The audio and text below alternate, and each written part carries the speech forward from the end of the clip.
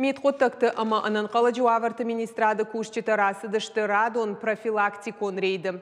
Ахаммазалтыш нышанканын сну гажы барак баттыражмам башкарынс пиротехника камойканынс усыбынатты.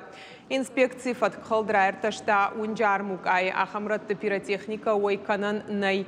Доман тачина ахашткана усы ойганжыты афхарзышты административон хожы. Ведомстваты специалиста унынс шармагон дуканиты куштар олдайргом ждаханс амбалгауаварта куда хашткон саунс ума. Также смотрим сертификаты соответствия, класс опасности, срок хранения. Если все это соответствует, то вопрос в магазине не бывает. Если нет, то составляется протокол по статье 24 Кодекса об административных правонарушениях. Также проводятся профилактические мероприятия и в местах стихийных мест продажи.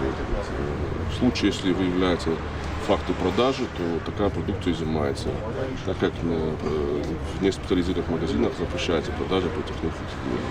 Министерство внутренних дел по Республике Северной Осетия-Алания ежегодно проводит оперативно-профилактическое мероприятие «Пиротехника», нацеленное на изъятие из незаконного оборота пиротехнических изделий, несертифицированной пиротехнической продукции.